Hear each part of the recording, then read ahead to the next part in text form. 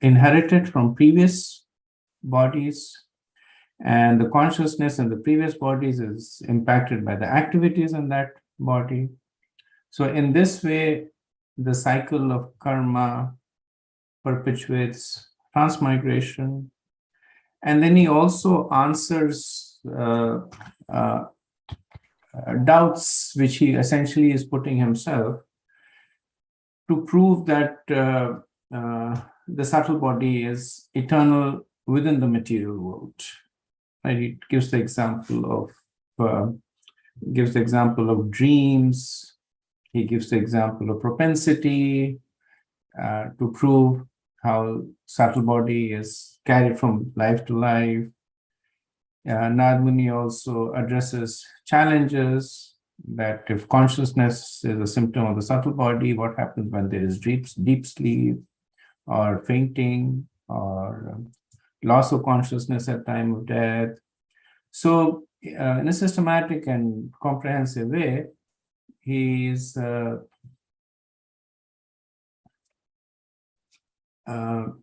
establishing this whole process of incarnation. And as we see in the purports by Srila Prabhupada, that the main reason that all this is being done is not really to explain the reincarnation, but actually to explain that how only by the process of bhakti can one's cycle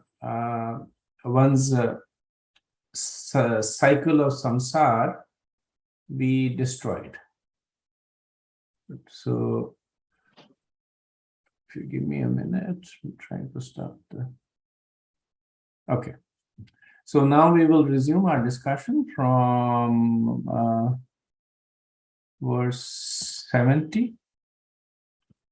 Namameti bhavoyam purushe vyavadiyate yavad buddhi mano kshartha guna vyuhayanadima.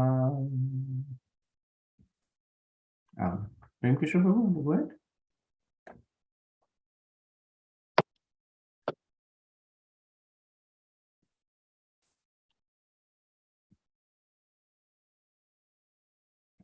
Is verse 70, chapter 29. You want me to read, Prabhu? Actually, it is text 80, Prabhu. No, it's 70. Right? That's where we finished last time, right? At verse 70. I see in my notes 79 we finished, 80 we have to start.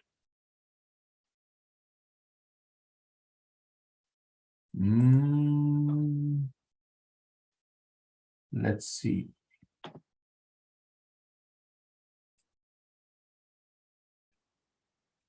Where we should start from Maitreya.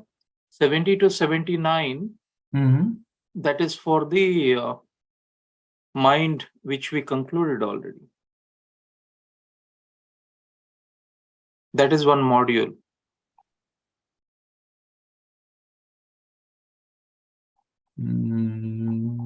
Okay. I'm just trying to go with the... So we need to start where Maitreya and Narada talk now. Which is essentially, you're saying we need to start from verse 80. 80, yeah. Yes, Prabhu. I also remember reading that as long as we desire to enjoy sense gratification, we create material activities. When the living entity acts in the material field, he enjoys the senses. While enjoying the senses, he creates another series of material activities. I remember you discussing about the cycle. Okay. So that is 78. And then 79 you already did. And then we are doing 80. Okay. Okay. Thank you. Sorry about that. So I'll read the Sanskrit of the verse 80. Maitre vacha bhagavad mukhayo bhagavan naradoham shayor gatim pradarashya haimamma mantraya Siddhalokam tato gamat. So the great sage Maitreya continued, the supreme devotee, the great saint Narada, thus explained to King Prachinabharati the constitutional position of the Supreme Personality of Godhead and the living entity. After giving an invitation to the king, Narada Muni left to return to Siddhaloka. Okay, so in 3 verses, Maitreya will describe what is the effect of this conversation on Prachinabharati. So this one explains what Narad Muni did right after the conversation ends. Right. So what all he has done, that he has explained to King Prachinabharati the constitutional position of the Lord and the living entity. Right. And after giving invitation to the king. So what's the invitation that he gave? Was now to follow within that relationship. Right. Understanding someone, the natural consequence is avidya. So he gives an invitation from the guru is as good as an instruction. So he gives this instruction and then he returns to Siddhaloka. Srila Prabhupada in the purport, he talks a little bit about Siddhaloka, that so as we know, there are 14 planetary systems, and the topmost planetary system is Brahmaloka. So when we are talking about Loka, we are talking about several planets. Like when we say Om Bhur Bhuva Swaha. So Bhur is the earthly planet system, not just Earth, but other planetary that are within this realm. And Swaha, Bhava Swaha is the Swargalok. And there we know there are many planetary systems. And in between is the planetary system of the Pitras. So similarly, in the Brahmalok, one of the planets is Siddhaloka. And Brahmaloka is the highest planet within the universe. And Siddhaloka, Prabhupada says, is one of the satellites of Brahmaloka. So the inhabitants of Siddhaloka have all powers of yogic mysticism. And from this verse, it appears that the great sage Narad is an inhabitant of Siddhaloka, although he travels to all the planetary system. All the residents of Siddhaloka are spacemen. Right? There is a book about Narad Muni which is titled Narad, the Transcendental Spaceman. Prabhupada is sometimes called him spaceman because he has the ability to travel anywhere, including the spiritual world. What makes Narad unique is, so there are many yogis who can travel at the speed of mind. Right? It's one of the siddhis. But what makes Narad unique is that he can pierce the coverings of the material world also. So Prabhupada says the residents of Siddhaloka can go to one planet, from one planet to another, individually by virtue of the yogic perfection. Right? So that is a siddhi. Narad Muni is beyond that. Narad Muni has an interesting position that he appears in many ways. Right? In the spiritual pastimes of Krishna, Narad Muni is Madhumangal. And he also appears as a gopi, as the Naradi gopi. And he also appears as an associate of Lord Vishnu in Vaikuntha. He also appears in the material world as a son of Brahma. And according to certain descriptions, he also appears as a Gandharva. So, being a perfected soul, he accompanies the Lord in different creations in order to render his service. Right? So from here it is said that he returns to his position in Siddhaloka, which is a satellite of Brahmaloka. Okay, moving on to verse 81. Prachina Bari Raj Rishihi Praja Saga Bhirakshane Adishya Putran Nagamar Tapase Kapilashramam.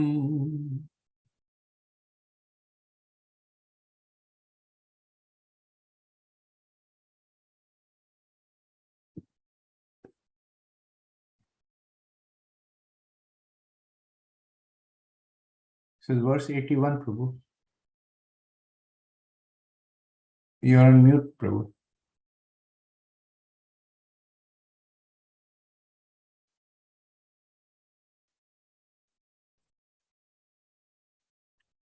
I think he's having technical difficulty. Let's see. Welcome back, Saran Prabhu. Nice to see you. Thank you. Are you back from Mauritius? Yes, yes. Okay. Will you be able to read the verse 81? Okay. In the presence of his ministers, the saintly King Prajnabharati left orders for his son to protect the citizens. He then left home and went off to undergo austerities in a holy place known as Kapilashram. So now we are seeing the activities of Prachinabhari following the instructions of Narad Muni. So the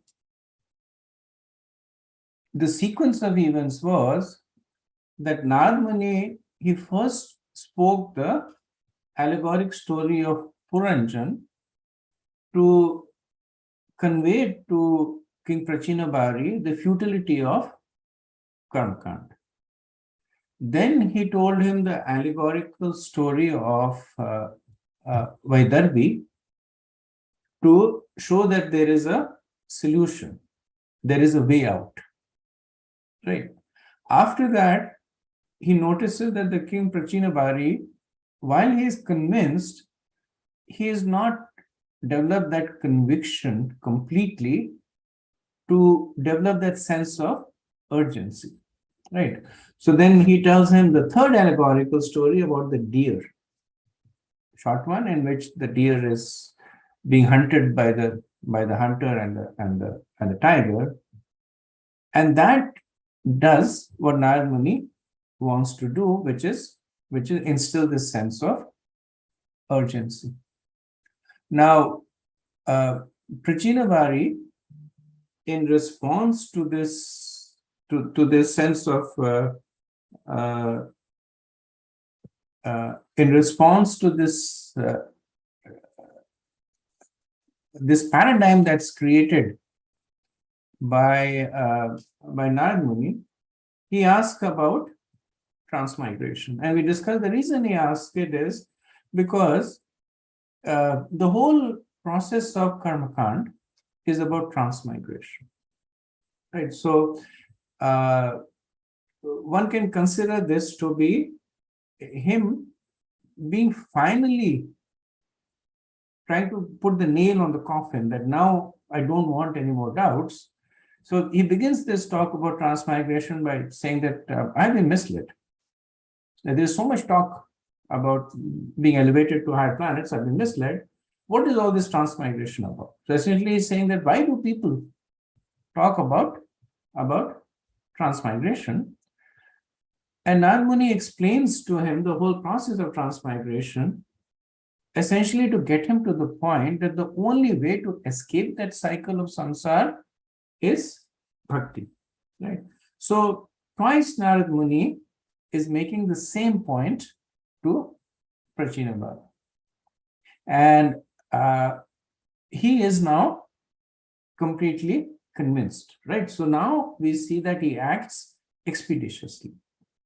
Prabhupada says that it is significant that when Maharaj Prachinabhari was convinced of the goal of life through the instruction of Narad, he did not even want to wait a moment.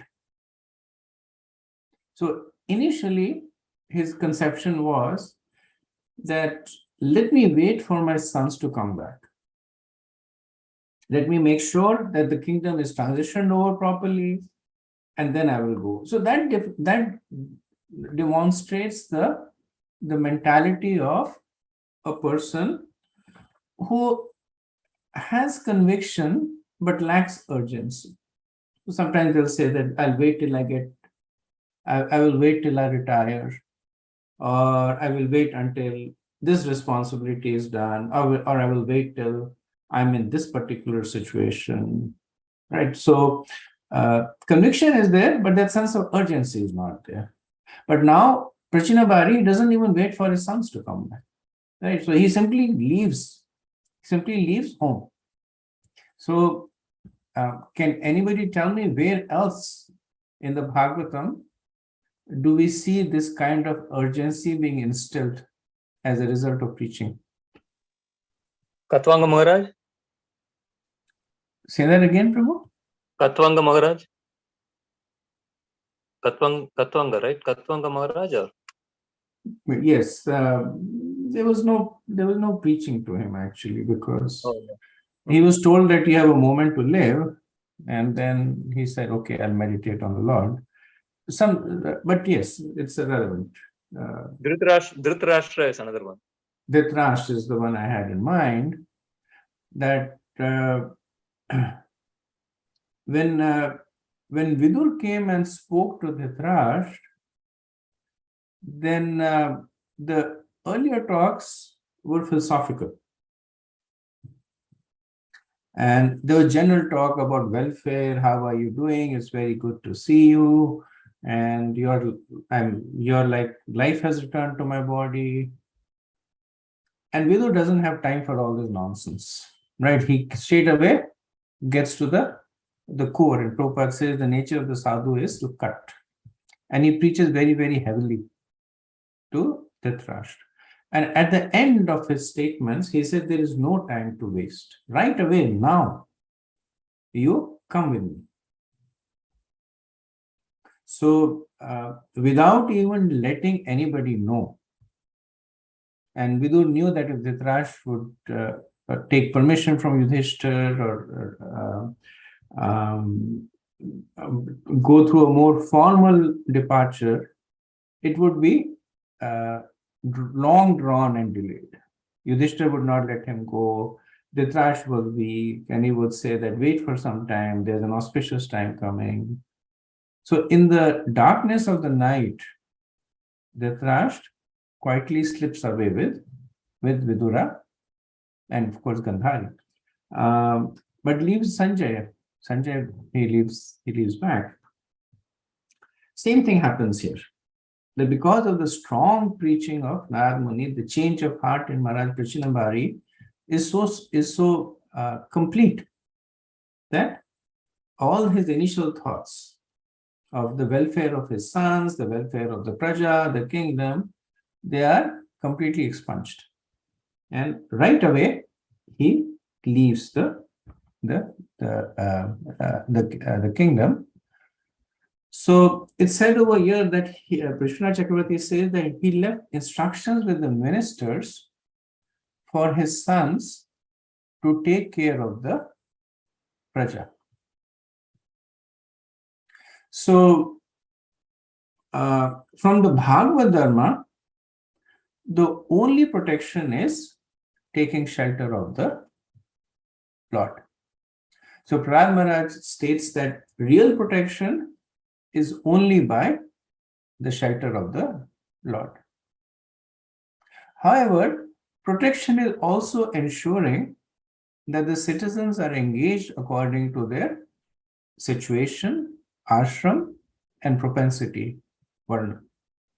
Prabhupada says that according to Veera Raghav Acharya, such protection means organizing the citizens into the specific divisions of the 4 varnas and the 4 ashrams.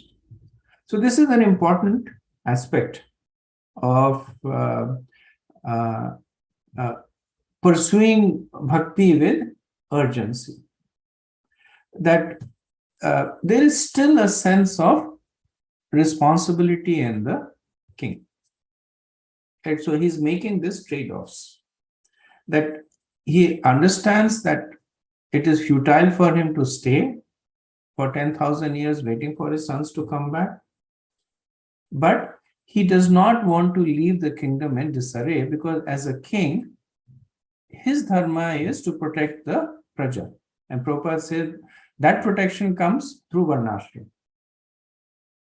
Now, he is following a different path, and he's recommending that the praja follows a different path. Right? So he's following Bhagavad Dharma, and he's recommending the praja to follow varnashram dharma. And this is not because he's in any way not favorable to his praja, but what this indicates is that a person who is expert needs to engage the person according to the level of advancement. So he could very well understand that not everyone in the praja will take to pure devotional service. So how does he give them protection? By making sure that there is a succession established. So he left instructions for his sons, and also making sure that the system of varnashram is properly followed. So this is the practical aspect of bhakti. That it may seem that in bhakti a person becomes selfish. And at one point Prabhupada did say, yes, you have to be selfish.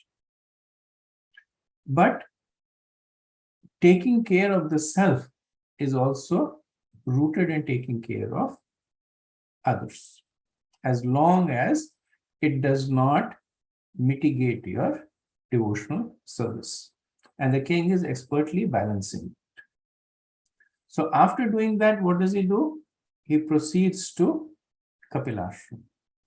Now, in the end of the third canto, if you remember, after Lord Kapila gave his final instructions to his mother Devahuti, the chapter ended by saying that he left to wander at his free will. And then Prabhupada talks in the purport that he actually travels right across the country. That from where Devahuti was, which was on the western part of the country, he travels to Kapila Ashram, which is on the eastern part of the country, where essentially the Ganges, so the Ganges, if you know, it comes up from the north and then it splits into two. One goes east and one goes west. So the one that goes west is the main branch, and that's where you have in Prayag you have the Triveni Sangam, and then finally that goes and empties into the Arabian Sea. Then there is the fork that goes west also, and that empties into the Bay of Bengal. That is the one that goes north of Mayapur, right? Even though Mayapur is not strictly on the banks of Ganges, but it's they often say, because there is a small tributary, a river that's coming down from there. But actually, Ganges goes further up north and then empties itself into the Bay of Bengal, and that's also the place of the Saptarishi. So this is where the Ganges divides into 7. And it is said that each of the rishi wanted to have ashram on the banks of the river. And in order to oblige them, the Ganges divides into 7 rivers. And then it again, they merge into the ocean. So this is also the place where Lord Kapila's ashram is there. The Prabhupada said it is called Kapila Ashram because Lord Kapila is living there to perform his austerities and penances. Right? Now, the Lord does not have to perform austerity and penances, but he is doing it for the benefit of the jivas. Just like Garbhodaksha Vishnu is in Yoga Maya, just like Narayan Rishi are performing austerities. So Lord Kapila is there performing austerities. And Prabhupada also says this place is still famous as a place of pilgrimage. And many millions of people gather there every year on the day of Makar Sankranti to take a bath. So Makar Sankranti is the day when the sun goes into the Uttarayana from Dakshinayana, basically starts moving in the northern constellation. Lord Kapila is there. The Kapila Ashram also appears when the sons of Sagar are looking for the horse. So this is where King Prachinavari proceeds. Okay. Moving on to verse 82. Tatreka Hiro Govinda Charanambujam Vimukto Sangano Bhayajan Bhaktyatart Samyatamagat.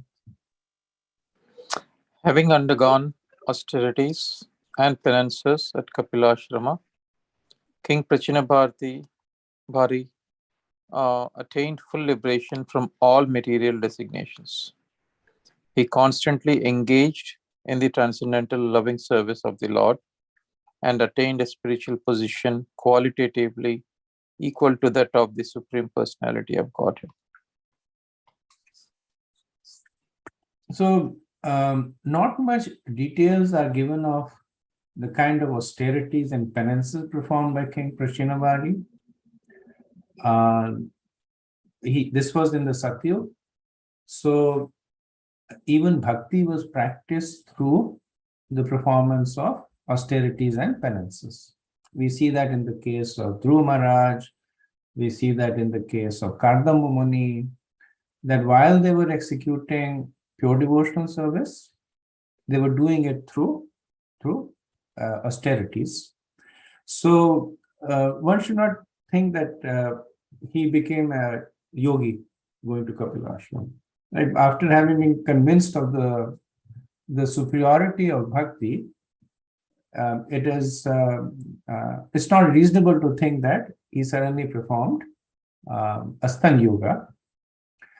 And Maitreya Muni, he further confirms that he constantly engaged in the transcendental loving service of the Lord. Right? So that's how he engaged, by meditating on the Lord, by performing austerities for the pleasure of the Lord. Right? So austerities are not to be considered as something that are detrimental to bhakti. Many times devotees also take on that position. There are some statements that are made that austerities make one stoic, or penances, they make one's heart hard, or the process of bhakti is to be executed in a loving environment. All these statements are true because they're all partial quotes from Prabhupada. But Prabhupada has also noted that following the four regulative principles is one of the biggest austerities for a conditioned soul. When we fast for Ekadashi or for appearance days, that's an austerity. Getting up early in the morning for Mangalarti, that's an austerity. So bhakti, especially Vaidhi bhakti, but even at later stages, there is always a component of austerity. If you look at the lives of the 6 Goswamis, they lived a very, very austere life. Barely sleeping. Raghunath Das Goswami would hardly eat enough to fit the palm of his hand. Sanatana Goswami would eat once in 2 or 3 days, and that also, it was food that was almost, not even animals would eat it. There was this pastime when when the Madan Mohan deity wanted to come with Sanatana Goswami, and Sanatana Goswami said, I can't feed you. I eat very austerely, and you'll not be happy. Essentially, what he was doing was he would get coarse wheat, and then he would mix it in some water and let it bake in the sun. It became hard, and then he would eat it. So Madan Mohan said, no, I'm fine. You take me along with you. I'll eat whatever you eat. And after a few days, Madan Mohan said, at least you put some salt in it. He was not in putting any salt. He said, at least you put some salt in it. And Sanatana Goswami started complaining. See, this is what I was scared of. Today you're asking for salt. Tomorrow you'll ask for sabji. Pretty soon you'll be asking for chapan bhog. So better for me to leave you at the house of Brahman, if they worshipped at the house of a Brahman called Chaube. And then the deity said, no, it's fine. I'll eat whatever you give me. But Krishna is clever that way, right? He planted that seed in the heart of Sanatana Goswami that he wanted better service, right? And that's why then Sanatana Goswami was inspired to build the Madan Mohan temple, established the deity over there. And there he, of course, got a very, very opulent service. So here it is mentioned that Prachina Bari performed all these austerities, and what was the result? Vishwanath Chakravarti says that he attained Swarupa Mukti, that he attained a form similar to the Lord. Right? So Swarupa Mukti is if you were to be technical, it's on the middle kind of level. That of course, the Sayuja Mukti is not considered really to be Mukti, but there is Salokya Mukti, in which you live on the same planet as the Lord. But you could be a piece of grass or a tree, and Krishna may be in another part of the planet. You may see Krishna once in a while. That's Salokya. Sarupya Mukti is you actually get a form like the Lord. And then higher than that is Samikya Mukti, that you are always close to the Lord. So he got a fairly, not the highest level, but a fairly elevated level of liberation. And Prabhupada writes in the purport that as soon as the living entity engages in the transcendental loving service of the Lord, he immediately attains freedom from all material conditions. Sargunan samatyetan brahmabhuyaya kalpate. Prabhupada likes quoting this verse from the I think it's from the 14th chapter. In the material state, the living entity is on the Jiva Bhuta platform. But when he renders service to the Lord, he is in the Brahma Bhuta platform. And Jiva Bhuta is essentially that one is materially conditioned. Brahma Bhuta, Brahma in this context refers to not Lord Brahma or the Brahman, but it refers to spiritual self. That one becomes spiritualized. One stops considering oneself as the material body. And Prabhupada says on the Brahma Bhuta platform, the living entity is liberated from material bondage and he engages in the service of the Lord.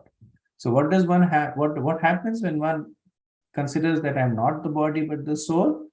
One begins to engage in the service of the Lord. So this we can all relate to because we have all gone through this stage ourselves. That only when we became convinced that, because if you look at it the other way around, that if we consider ourselves to be the body, then why would we be worried about anything at all, except our body? That's the logic of Charvaka Muni. That all you know is your body. That's all you know. You know nothing else. So you drink a lot of ghee, have a lot of fun. So that is Charvaka Rishi. It does not recommend becoming impious. He says in a pious way, follow the injunctions of the Vedas and take care of your body.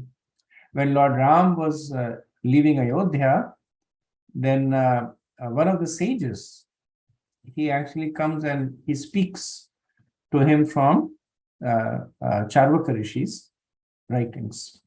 He says that, why are you worried about all this duty to Dashrath and about making sure that he is protected in his next life, you're protected in your next life.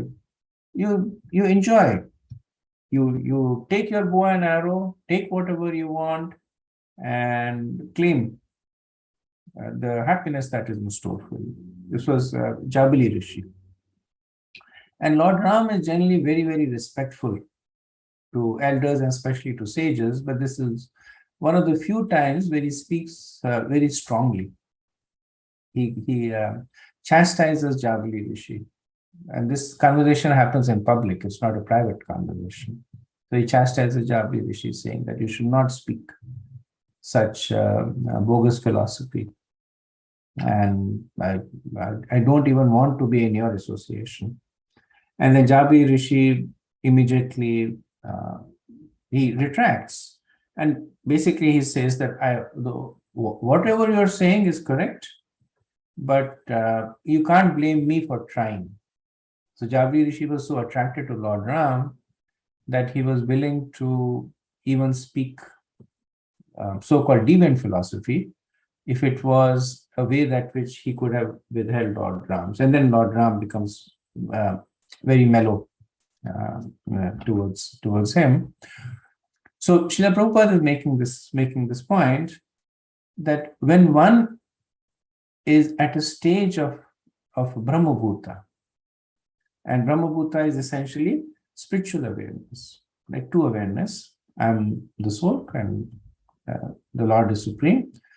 Then he engages in the service. So Prabhupada also says that in this verse, the word dhira is also sometimes read as vira. Right? So dhira means sober, and vira means valiant or hero. And Prabhupada says they're actually synonymous. Why? Because in order to conquer your senses, you have to be valiant. It is easy to defeat the enemies without. But the real battle is in defeating the enemies within. That's the real hero. That's why Prabhupada says that the real Veera is a Dhira, because once you conquer your senses, then you become sober. Without becoming sober or heroic, one cannot attain spiritual salvation. Now, there is another context to this meaning heroic, and Prabhupada says that one who is struggling against Maya is a hero. So this essentially, the connotation is that there are so many things that can dissuade a person from taking to spirituality.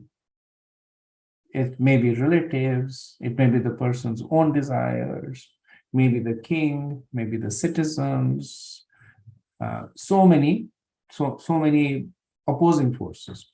And we all have a bit of an experience. Some of them have more, some of us have more of it, some of us have less of it, but we have all had this experience that different challenges came. And then we had to, or we still are, we had to battle with them in order to pursue the path of spirituality. So Prabhupada always does that he explains things in the context that are relatable. So now we come to the last three verses, and actually we will see after that there are four more verses that Prabhupada writes brief commentaries on. So we have 7 verses that are left. And this is essentially the beginning of the Falashruti. Before I start with the Falashruti, let me pause and see because essentially this is the end of the pastime. Everything is now being explained, and the student has perfected the teachings. So Narad Muni explained, Prachina Bari acted on the instructions. As the teacher had promised, the end result was achieved. Right? So end of class, so to speak. And then after that, there is the glorification of the pastime. What happens when one listens to it? So we'll talk about that. But I'll pause here and see if there are any items of discussion on anything that we have heard today or in the past.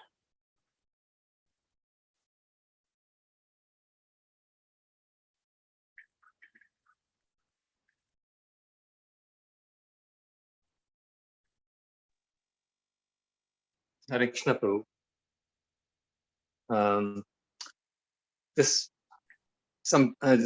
We see that sometimes the preaching person is so aggressive in convincing the recipient that immediately you should do this, like that. It's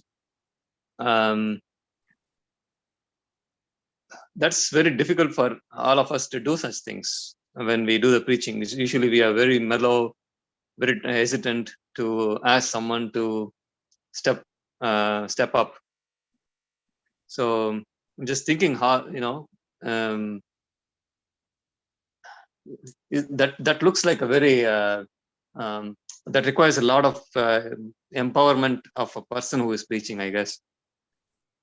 Otherwise it is not that practical, isn't it? Because we cannot expect anybody to just jump into things. I'm just thinking that I'm very surprised to see that kind of a thing. And Narada Muni is such a person who has a flexibility in preaching also. So something to learn. I don't know how, because quite often I feel that I am too soft.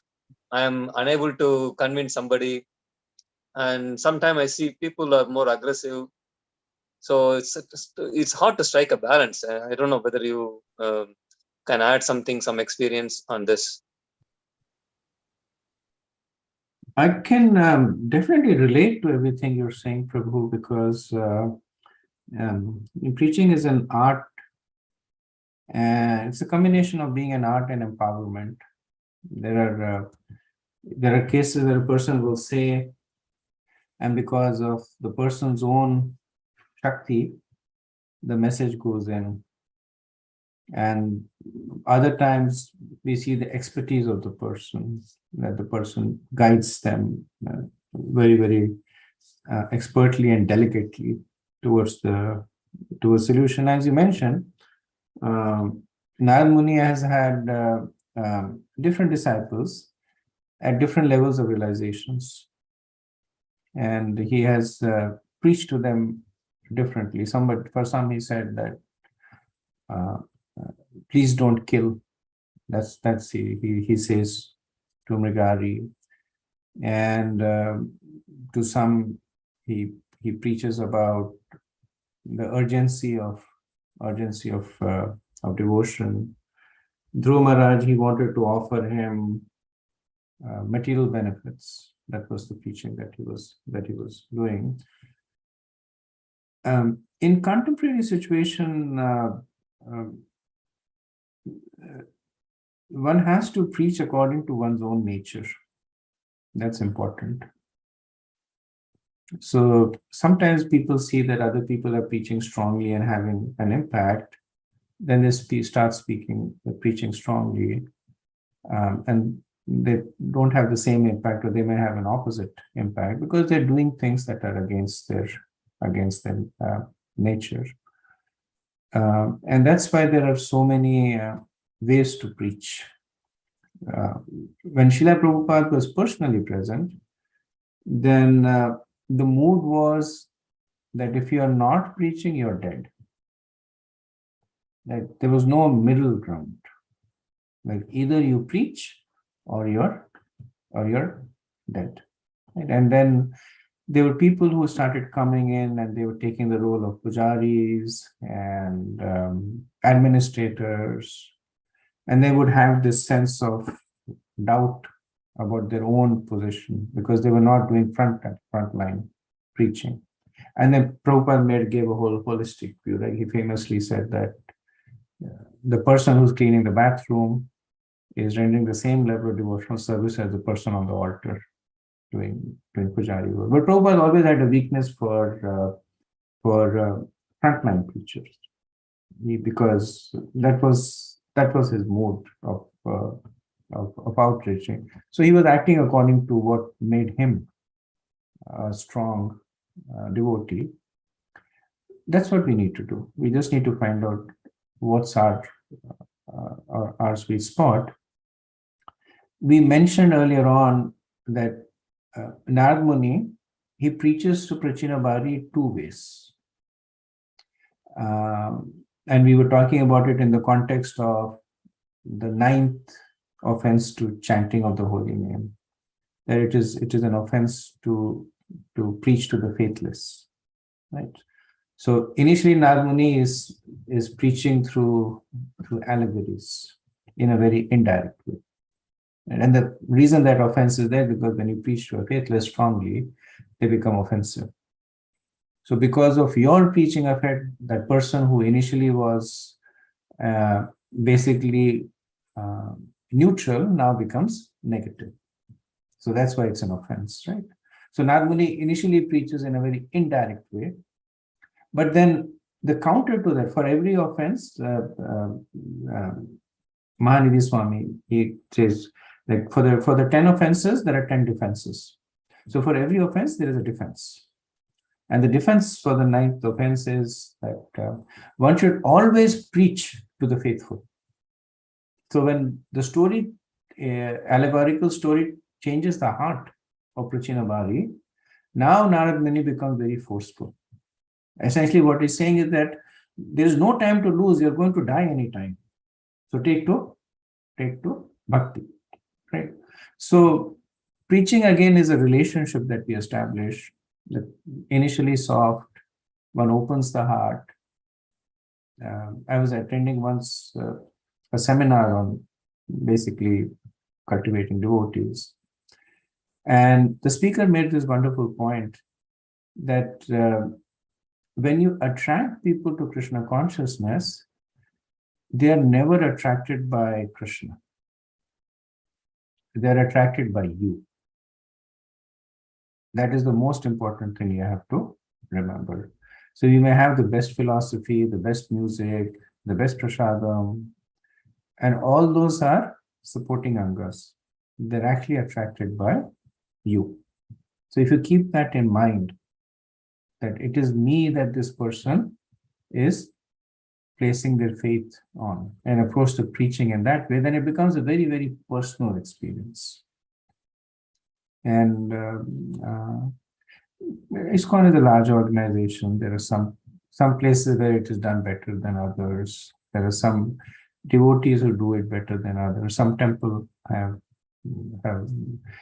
between India and US, the preaching in India is very, very direct. If you go to the temple, and people will just come up to you and say that, if you don't chant, you go to hell. And then you say, no, Prabhu, I'm chanting, I'm initiated. I have you can see my kantiwala, I'm initiated. And then they will say that, you have just taken this kantimala and are moving around here and there. You should move into the temple and start serving right. And so it's very, very direct and strong preaching. It works over there. Here it won't work. Right? If you go to somebody and say that if you don't take to Krishna consciousness, you will go to hell, he's not going to talk to you after that. Right? You have to basically work on it in a different way. And that's why these pastimes are given also. Not only to give the message, but also to demonstrate what the content of what is the delivery of the content, the mechanism of the delivery. Sorry, Prabhu, I give a little rambling reply to your question. It's No, it's something that is that is dear to my heart. So we do speak a lot about it. It's fantastic. I really loved what you said. Whatever you said, I really loved. So thank you. It makes a lot of sense to preach according to one's own nature, rather than copying somebody else's style and things like that. That touched me much more, because quite often not only I tend to evaluate myself in a probably wrong way, but also judge others in a wrong way too, because somebody else might be preaching in a very aggressive way or in a different way, which may not be the way that I do. So immediately I start thinking why they are doing this kind of things like that. But then apparently when I see in the long run, it works for them. And many people have turned to become good devotees because of their preaching. So I now I am understanding, how we have to not only evaluate others, how we should not be judging others, their empowerment, their ability to preach, maybe based on their purity, and it's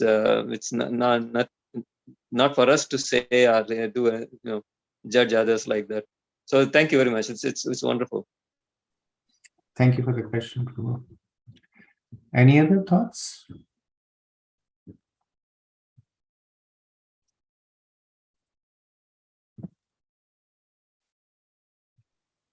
Okay. Prabhu. Haribo, Prabhu. Yeah, just wanted to. I think also it's the same that we preach to the level of our understanding also, because if we preach and think that we don't fully realize, it can be detrimental to others. Yes, Prabhu. That is a wonderful point.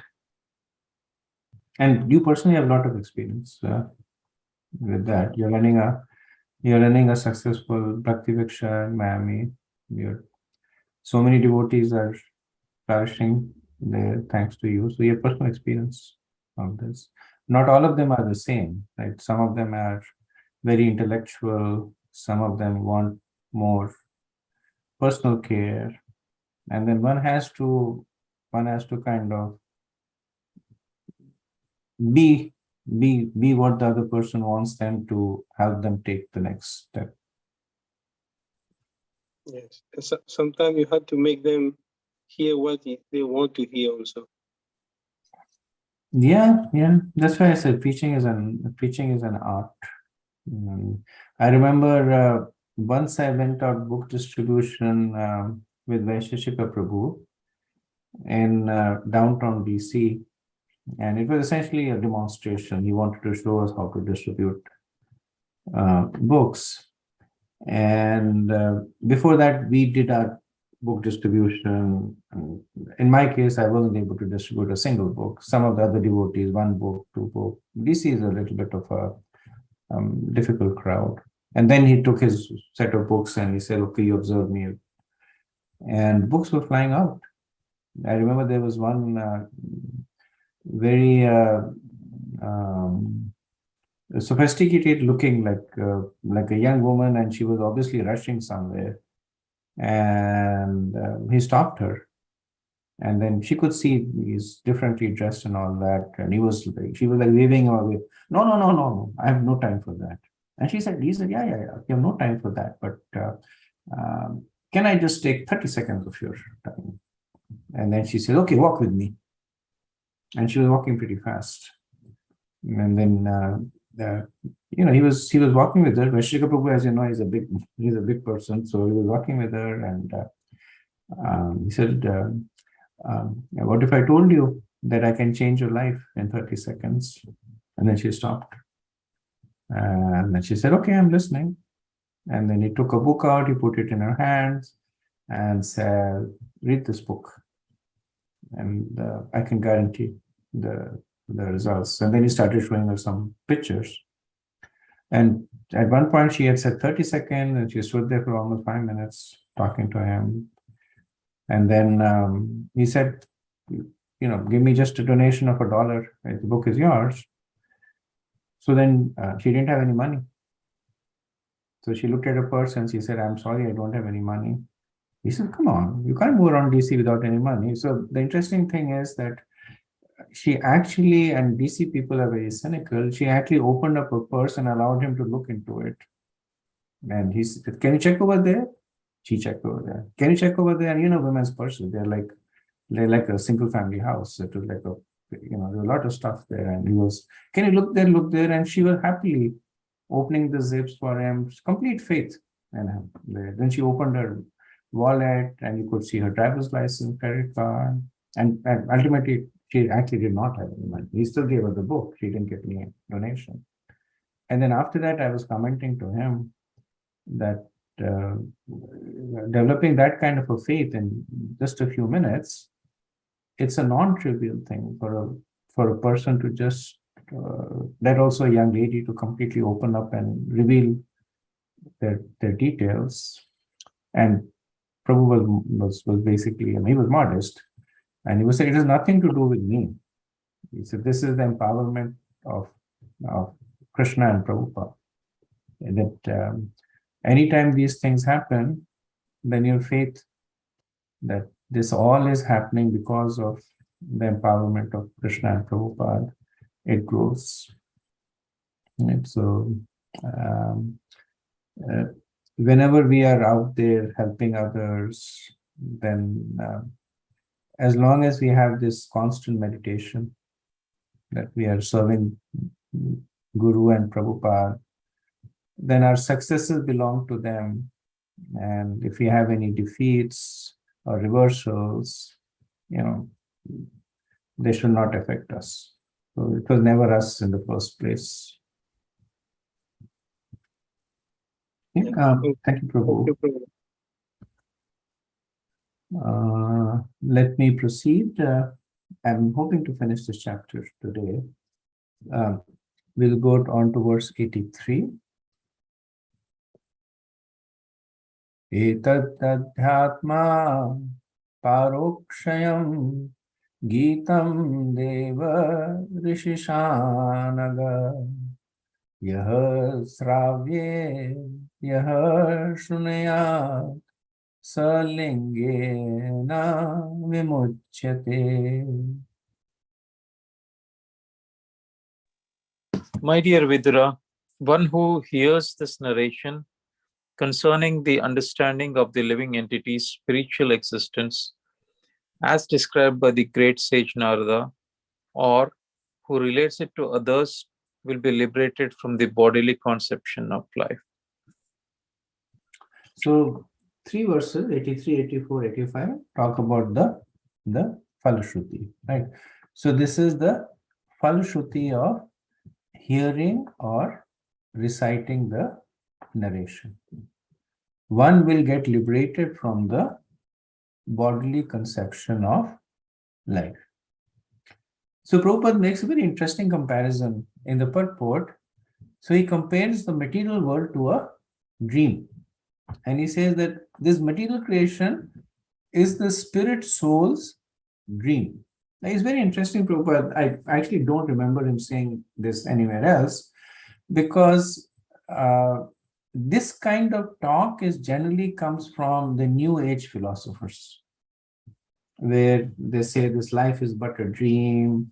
And it's almost like, I don't know if you have watched that movie Matrix, where the whole movie is based on the conception that the person is somewhere else and he's basically living in this world through through his mind.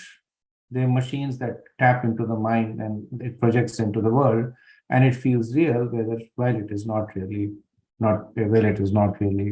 real. So Prabhupada makes this interesting comparison. He says the material creation is the spirit soul's dream. Actually, all existence in the material world is a dream of Mahavishnu, right? So Prabhupada then goes deeper into this dream analogy, that the material world is a dream of Mahavishnu. Now, if you translate this, if you kind of juxtapose these two and get, so essentially what it means, that the material world is a dream within a dream. So there is a dream that is being dreamt by Mahavishnu. Within that dream, there is the spirit soul that is dreaming the existence of the material world.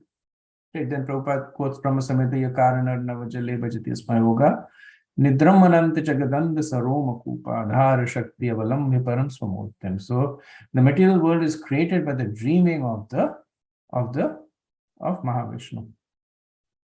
Then Srila Prabhupada, he kind of, I guess he puts a nail on it, because that's not what he wants to say. That kind of thinking will take a person to a different route. And if one is engaged with these neo-philosophers, these pseudo-spiritualists, you will see a lot of these statements coming from them, that the material world is but a dream. And then you say, why don't you wake up? Oh, you wake up when you die, and it's actually a fantasy within a fantasy. It's a dream within a dream. But now Prabhupada, he talks about the fact that what does he mean when he says that the material world is the dream of Mahavishnu, right? So the point that he's making is that when Mahavishnu goes into the state of Yoga Nidra, then in that situation, in yogic meditation, he creates this whole material creation. And we studied that in the third canto. How Mahavishnu, he goes on to this causal ocean, and then he descends into Yoga Nidra. Right. So what happens within Yoga Nidra? Prabhupada is making the connection, dreaming. Right. So what happens when Vishnu dreams? The material world is created. Right. And when the jiva is injected into the material world, then they have lost their touch with reality. So they are living in a situation that is unreal, and that is another dream state. Right. So that's now Prabhupada is now anchoring to Vaishnava philosophy. That's why it's very important to read the purports in their entirety. If one took the upper part of the purport, they would say, aha, Prabhupada says that this world is a dream within a dream. And if you were to do a search of life is a dream within a dream, you will get so many so-called pseudo-philosophers describing the material world. But then Prabhupada goes ahead and completes the explanation that the dreaming of Mahavishnu is not like our dreaming. When Mahavishnu dreams, then things actually happen. The whole material world actually gets created for real. And when the jiva enters there, Diva enters for real. But his dream is being disconnected with his true existence. So he concludes that when the living entity is fortunate enough to get association with Narad Mahamuni or his servants, he is liberated from this dreamland of material creation and the bodily conception of life. Okay, moving on, verse 84. Etan mukunda yasya sabhuvanam punanam Devarishi varya mukhanihirsitam atmasaucham Yah kirtyamanam adigachi paramastham nashim bhave brahmati mukta samasta bandhanaha. This narration spoken by the great sage Narada is full of the transcendental fame of the Supreme Personality of Godhead. Consequently, this narration, when described, certainly sanctifies this material world. It purifies the heart of the living entity and helps him attain his spiritual identity. One who relates this transcendental narration will be liberated from all material bondage and will no longer have to wander within this material world. So Vishwanath Chakravarti Pad's comments on this, he says that the allegorical story glorifies Mukunda by showing how bhakti is superior to karma. And so he says this narration spoken by the great sage Narad. So the narration is pointing to the allegorical story of Puranjan. He says full of transcendental fame of the personality of Godhead. Now, if you read the narration, there is very little glorification of the transcendental fame of the Lord. Right? There is no mention of the Lord in the Puranjan allegory. There is some mention of the Lord in Vaidarbhi part, and then in the final conclusion, there is an explanation of the position of the Lord. The understanding is that the fame of the Lord has to be understood in both the material and the spiritual concept. So even understanding the law of karma is glorifying the Supreme Lord. Now, understanding does not mean that one becomes addicted to it, but just understanding that it is my Supreme Lord who has created this material world. Right? If you look at the last 6 chapters of the Bhagavad Gita, that's the point Krishna says over and over again. Om Bijapada Pratam. And there is a banyan tree that is inverted, and at the root of it is Lord Brahma, and higher than that is my loka. So Krishna is constantly explaining how he creates the material world. So even seeing the hand of the Lord in things like law of karma, karma, elevation to heavenly planets, that is glorification.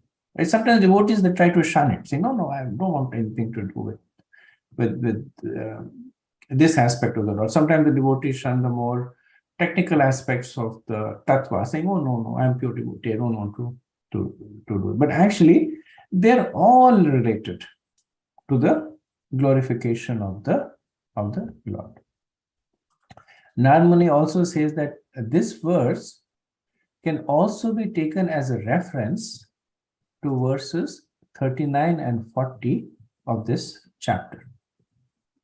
So it should be noted here that these are mukha niharshatam, coming from the mouth of Narad. Right? So here the word mukha niharshatam is used. And in the verse 40, the word mahan mukharita, emanating from the mouths of saintly person.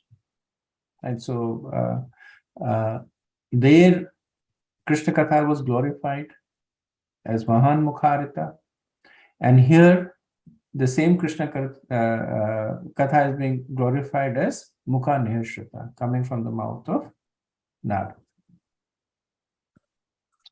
So Srila Prabhupada uses this opportunity to give a summary of the instructions. Now that we are nearing the end of the chapter, so he says that in verse 79, Narad Muni advised King Prachinabhari to take to devotional service rather than wasting time performing ritualistic services. Right? That was the first thing. Second is, then there is a vivid description of the subtle and gross bodies in this chapter, which is scientific, because given by the great sage Narad. Thirdly, because these narrations are full of the glory of the personality of Godhead, they constitute the most effective process for the purification of bhakti. Right? So there is a glorification of bhakti, there is a condemnation of anything other than bhakti. And when you put these two things together, they become a glorification of the personality of Godhead, which Prabhupada says is the most effective process for the purification of the mind. Prabhupada also said the word Paramesthyam is very significant in this connection. Paramesthyam is also called Brahmaloka, where Brahma lives. The inhabitants of Brahmaloka always discuss such narrations so that after the annihilation of the material world, they can be directly transferred to the spiritual world. One who is transferred to the spiritual world does not have to go up and down within the material world. Sometimes spiritual activities are also called parmesthyam. Okay, moving on to the next verse, 85. Adhyatma paroksham idam mayadigatam adbhutam evam striyashrama pumshas chinnamutra cha samshaya. The allegory of King Pranjana, described herein according to authority, was heard by me, from my spiritual master, and it is full of spiritual knowledge. If one can understand the purpose of this allegory, he will certainly be relieved from the bodily conception and will clearly understand life after that. Although one may not understand what transmigration of the soul actually is, one can fully understand it by studying this narration. So here it is said, Adhyatma parukshamedam mayadikatam adbhutam evam striyashramaha. So striyashrama, Srila Prabhupada translates striya as wife and ashram as shelter. Now, interestingly, Prabhupada does not, so he does not put that in his, he has it in the word to word, he does not put that in the translation, because Prabhupada's translations are sometimes commingled with the commentary also. So he extrapolates and explains more than just the exact translation. But Prabhupada will talk about Striyashrama in his purport. So Vishwanath Chakravarti says that Striyashrama means that which gives shelter to intelligence. So ahankar. So in this context, it means that by doing this, I am free from doubts and ahankar. What doubts? About how one enjoys the results of karma in the next life. And that was the whole conception of Prachinabhari. Perform pious activities and enjoy in this life and next life. So Striyashrama means that those doubts have now been destroyed. That my intelligence was taking shelter of that notion that by material piety I will get perfection. So that has been destroyed. Now this is not Prachinabhari saying, but the Falstuti, Padmaitra is saying that what happened to Prachinabhari will also happen to one who listens to this story. Srila Prabhupada in the purport, he gives a more literal meaning of Sri Ashram in terms of association with woman. He says material existence means living together as a male and female and being attracted by one another. However, when one fully understands spiritual life, his attraction for the opposite sex is completely vanquished. Right? So the reason why it is not so Prabhupada says that he will certainly be relieved from the bodily conception. Right? So part of bodily conception, a big part of bodily conception is your identity as a male and female and being attracted to the opposite sex. So that's why even though Sri Ashrama is not appearing literally in the translation, but it appears in explanation of the, so Sri Ashram Prabhupada says relief from bodily conception. Prabhupada quotes the verse from Bhagavatam, Pumsha Sremituni Bhavam Metam, that if one comes to the material world attracted to sense gratification, the hard knot of sense gratification is essentially the attraction between the man and woman. And this then expands. So this is the root of the attraction. Then it expands to Graha Kshetra Sutta Apavita, to homeland, children, friends. Right? So that conception gets destroyed. So we see that there are 7 Falashrutis that are explained, are given in these 3 verses. I'll share that table with Prabhu, and he can share it with you, but quickly going over it, verse 83 talks about Salingena Vimuchyate, that it liberates one from the spiritual body. Bhuvanam Puna Nanam, it sanctifies the material world. Then, Bhuvanan Punanam is verse 84. Then verse 84 has Atma Saucham, it purifies the self. Mukta Samasta Bandhana, liberates from material bondage. Adhigachati Parmesthayam, elevates to the spiritual world. Striya Ashrama Pumsaschino, this verse 85, relieves one from the bodily conception. And Chinnamutra Sasamshaya, and clears doubt about the next life. So this actually is the end of the chapter. And there is a note that says that according to Vijadhvaja Tirtha, who belongs to the Madhavacharya Sampradaya, there are 4 more verses that should be added. And the first 2 verses appear after verse 45 of the chapter, and the remaining 2 verses appear after verse 79 of the chapter. So Prabhupada speaks about them briefly. So we'll simply read them and speak them, and they essentially are reinforcing the similar points. So verse 29, 1a and 2a. So Prabhupada calls them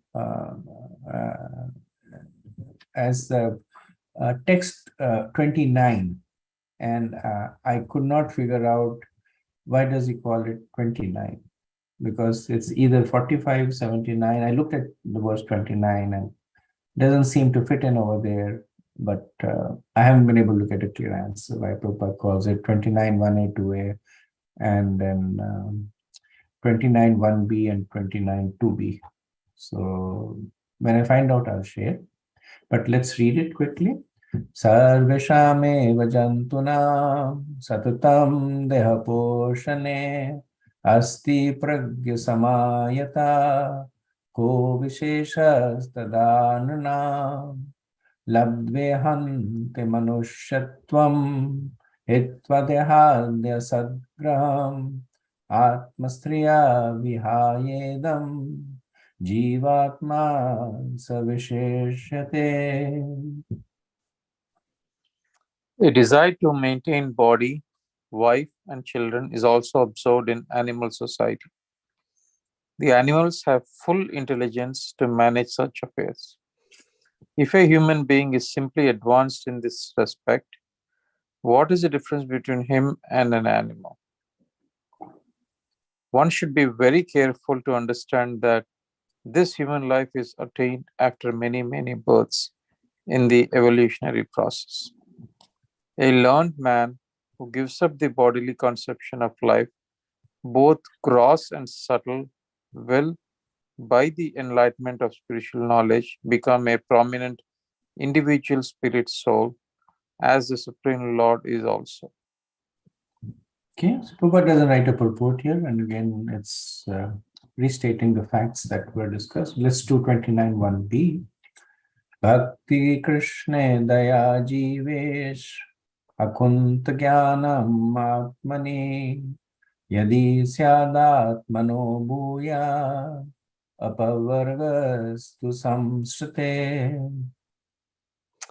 If a living entity is developed in Krishna consciousness and is merciful to others, and if his spiritual knowledge of self-realization is perfect, he will immediately attain liberation from the bondage of material existence. So this verse talks about the importance of making self-advancement and helping others advance. right? So if the person is developed in Krishna conscious and is merciful to others, right? So both, that one makes advancements one's own self and one also preaches to others. Prabhupada says daya jiveshu means mercy to other living entity, indicates that if he wishes to make progress in self-realization, he must be merciful to others. This means he must preach this knowledge after perfecting himself and understanding his own position as an eternal servant of Krishna. Preaching this is showing real mercy to the living entities. Right. So I remember I was for Karthik, there was a family that had bought a set of Bhagavatam and they were wanting to install it. And it was they're very new. It was a very, very mixed crowd. And one lady, she asked that, so I was talking about how Bhagavatam speaks about Paradharma. And then she raised her hand. She says that, what about taking care of elders? I consider that to be the highest dharma. And of course, this was a group setting. She was one of the persons sitting in the room. And I could understand how difficult it is to preach to those in the mode of goodness. That she obviously didn't talk about a personal situation, but I could guess that that's what she was doing, either taking care of her own parents or maybe her husband's parents, and that's how she was drawing pleasure there. So real mercy is to somehow show that both can be achieved. That one does not have to give up the mode of goodness to enter into the mode of pure goodness. Right? So there is so many people who are waiting to be enlightened. And Prabhupada himself, in the mood of his Guru Maharaj, he makes this point very, very strongly. He says other types of humanitarian work may be temporarily beneficial for the body. Right? Because if you do pious activities, you will get pious results. So that they are temporary benefit to the body. But because the living entity is eternal, there is no advantage to it. So ultimately, one can show him real mercy by revealing the knowledge of spiritual existence. Okay, coming to the last verse of the chapter. Adrashtam drishtavanang se bhutam swapanvam anyatha bhutam bhavad bhavishyacha suptam sarvarahoraha. Everything happening within time, which consists of past, present, and future, is merely a dream. That is the secret understanding in all Vedic literature.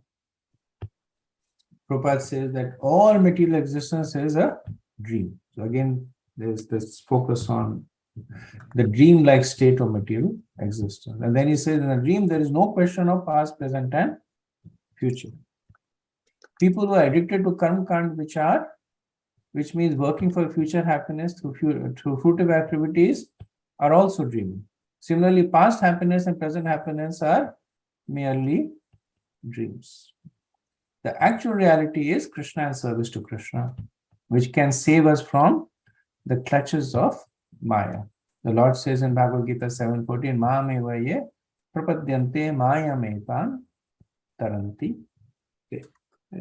So once again, the dreamlike state is here being described because it is not founded on reality. The happiness that one achieves in this is illusion. Right? It does not negate the existence of the material world. So the material, generally when you say I'm dreaming something, when I wake up it ceases to exist. So it is basically a figment of my imagination. It is not pointing to that aspect of the creation. It's basically talking to the fact that all the activities, the pursuits that are anchored in the material platform are illusory because they're based on something that is not factual. which is the self is the material body and not the soul. So with this, we end the 29th chapter, which, as I mentioned, has the distinction of being the longest chapter in the Bhagavatam. After this, we have 2 more chapters, which will then bring us to the end. We have chapter 30, which is, I believe, 51 verses, and chapter 31, which is a much shorter chapter. I think it has only 31 verses. And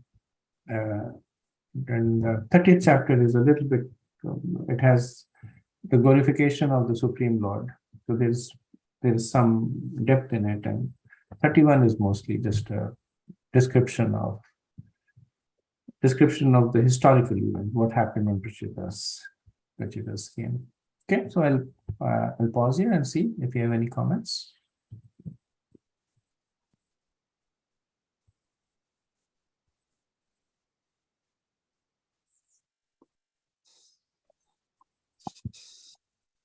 Okay, if not, we'll end here. Wednesday, we will start with a new chapter. I'll take a few minutes to quickly summarize this chapter for completeness, and then we'll start with the new chapter. Vanchakalpatarubhyascha kripa sindhubhye vachah patitanam pavanebhyo vaishnavebhyo namo namaha. Ananta koti vaishnavinda ki jai. Srila Prabhupada ki jai. Thai Gaur Premanand Hari Hari Gaur. Shri Radha Damodar ki jai. Kartik Mas ki jai. Hare Krishna.